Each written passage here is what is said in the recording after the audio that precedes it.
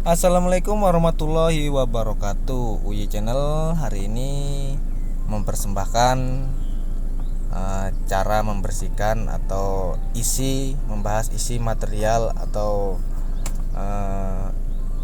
komponen-komponen yang kita susun di chamber kolam ikan koi atau sistem filterisasi air untuk ikan koi. Jadi hari ini kolam saya sudah mulai tidak sebening yang kayak video yang awal tadi. Maka dari itu hari ini saya membersihkan filternya. Ini kotak filter pertama saya kosongkan. Memang nggak pernah saya isi material filter ya. Jadi yang kedua, yang ketiga, dan yang keempat itu yang saya isi. Dan yang kelima itu saya kosongkan. Saya kosongkan untuk ruangan mesin pompa ya, untuk mengalirkan ke kolam kembali. Jadi betapa pentingnya filterisasi untuk ikan koi karena apa? Karena ikan koi itu memerlukan air yang bersih, jernih. Kenapa? Karena kalau air itu tidak bersih dan jernih, ikan tidak akan tumbuh besar. Dia akan konteten ya, lama besar-besar yang pertama. Yang kedua dia akan berpenyakitan ya. Penyakitnya itu macam-macam, ada kutu, ada korengan, ada jamuran. Ini material pertama saya pakai ijuk ya.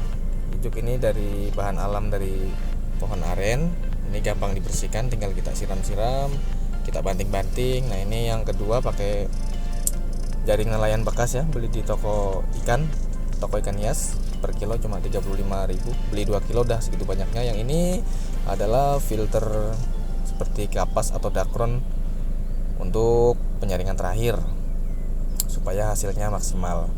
Ini udah kotor banget ya, gampang bersihkannya, tinggal disiram air bersih dan diinjak-injak saja, maka kotoran akan larut. Nah, yang terakhir ini pakai bebatuan saya ya. Saya lupa ini batu apa, yang putih ini batu karang jahe tadi itu. Kelihatan ada putih-putih itu batu karang jahe. Terus pakai nggak tahu yang warna hijau itu batu apa ya, batu hijau ya mungkin. Terus yang bulat-bulat ada pakai batu apung, dan saya campur pakai arang ya supaya untuk menetralisir. Nah, ini dia yang putih karang jahe, yang hijau saya lupa batu apa, yang satunya itu pakai arang untuk menyerap asam ya, asam yang ada dari air, karena saya pakai air sumur. Nah, gampang ini, tinggal siram-siram, digoyang-goyang, maka kotoran akan jatuh.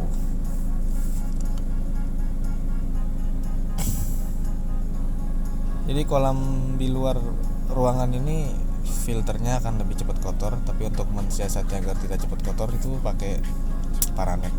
Nah, itu saya tambahin ikat-ikat tali rafia supaya ijuknya itu makin kencang ya, makin pisit, tidak lepas-lepas. Kalau lepas bisa merusak. Ini dia akan larut, lalu nanti nyantel di kincir air kipas untuk memompa ya, mesin pompa. Akan berundetan di situ kan. Lihat, saya menemukan ikan kecil. Jadi saya selalu semangat teman-teman membersihkan filter saya ini, karena setiap bulannya saya selalu dapat ikan nila ya. Memang saya kasih 4 ekor ikan nila, dan dia tiap bulan selalu saya nemukan anaknya. Anak yang pertama ini ngumpulnya di sini yang banyak. Mungkin yang ada di sana tadi karena waktu masih kecil dia larut ikut air ya. Tadi aja dapat 5 ekor, cuma nggak sempat saya video di kotak yang pertama yang saya kosongkan itu. Nah, ini kita mulai susun dari kotak pertama dikosongkan, kotak kedua, chamber kedua ya. Saya pakai ijuk. Nah, itu kalau udah diikat pakai rafia, teman-teman gampang bersihkannya, tinggal angkat ya. Nah, kita susun. Jadi bagi teman-teman para pemula, gampang aja sih pelihara ikan koi itu. Yang pertama, air harus bersih. Yang kedua, air harus bersirkulasi ya. Harus ada arus supaya ikan itu bisa berenang melawan arus, main-main arus ya. Yang ketiga, kedalaman air itu minimal 50 cm. Kenapa? Supaya ikan tuh bisa olahraga ya, bisa berenang naik dan turun, tidak cuma maju ke depan, belok kanan belok kiri gitu. Jadi perlu dia naik turun. Jadi saat kita kasih makan, dia akan naik ke atas dan akan salto turun ke bawah lagi. Itu salah satu olahraga ikan ya, biar ikan tuh cepat gede. Nah ini di kotak yang ketiga atau chamber yang ketiga saya pakai rambut nenek sihir kata anak saya. Itu bekas jaring nelayan.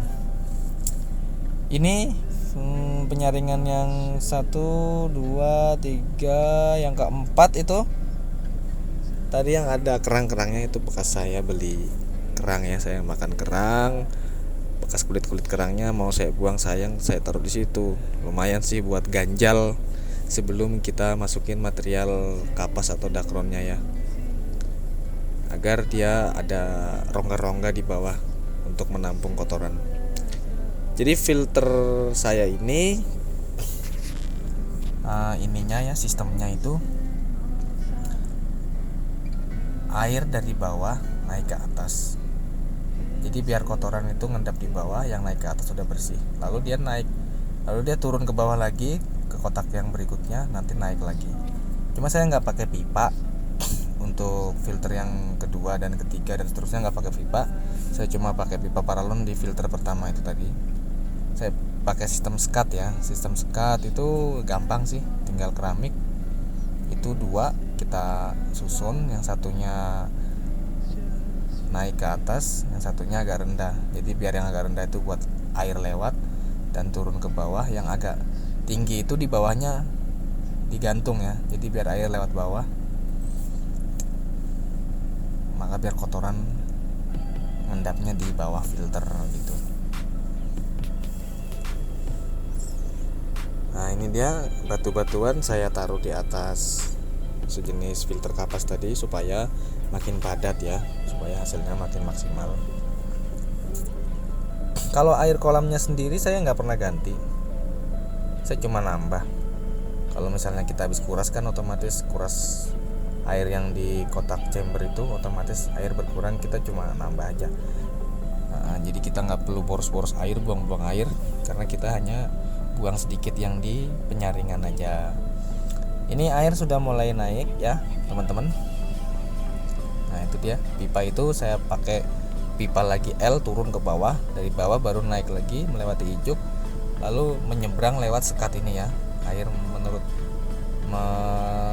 saya harus begini. Kalau airnya langsung nyebrang ke sebelah, nanti kotorannya akan ngumpul di atas dan filter yang paling bawah nanti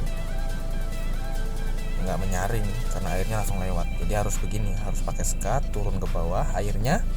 Setelah turun ke bawah,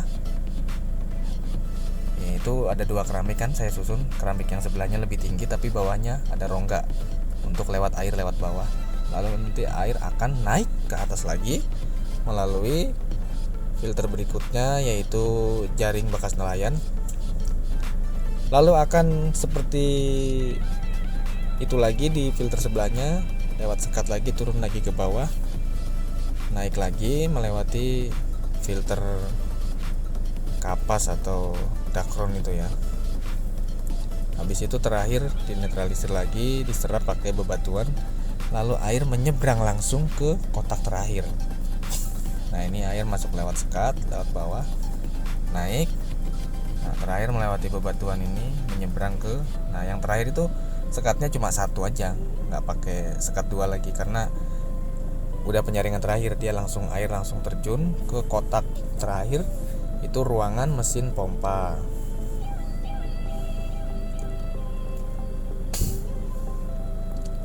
Nah lihat sistemnya begini ya. Nah ini lewat sini lagi airnya ya, gampang kan?